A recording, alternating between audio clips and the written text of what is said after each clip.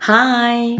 Today I want to talk about how to get your child to practice without you actually sitting next to him or her. Um, I get this question a lot, and I got to tell you, I have kids myself, and I am a lazy mom. At the end of the day, I'm tired too, but you know what? They need to get their practicing done.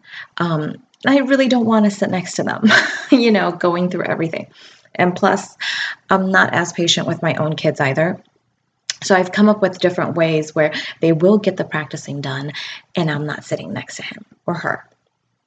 So the first thing I think you should do is help your child get started.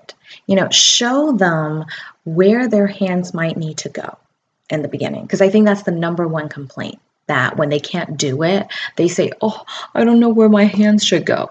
So even if you don't know how to play the piano, or you don't read music, that's probably something you can still ask your child's teacher and say, "Can you just show me where they might need to put their hands to get started in this piece?" So that way you can help them get started that way, right? You help them overcome that first hurdle.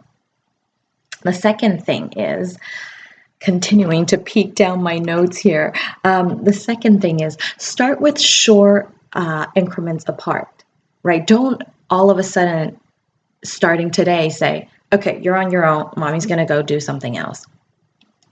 Start with little baby steps. Say, "Okay, let's go through this measure together." And your child gets that measure done.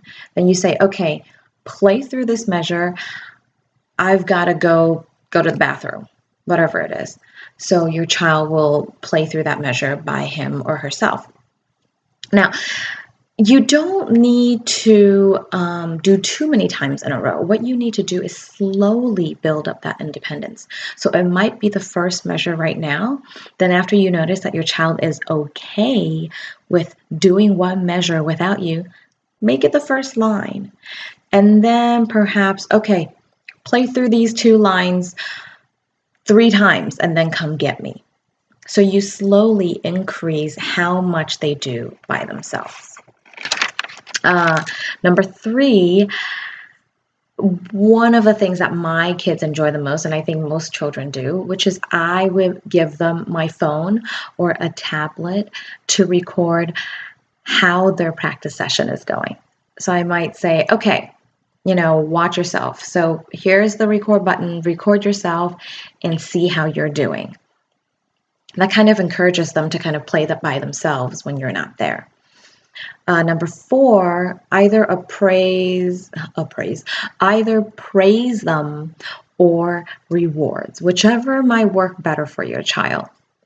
And I use different strategies depending on which one of my kids is practicing at the moment. So praising, it might be they play through that measure by themselves. You come over and you're like, "Oh my gosh, that's fantastic. Look at what you can do without mommy being here." Or a reward. You can say, "Okay, play through this line 2 times. If you're able to do that, you get this 1 sticker. And maybe the goal today is to earn 5 stickers, which might earn an extra treat at the end of dinner or something like that."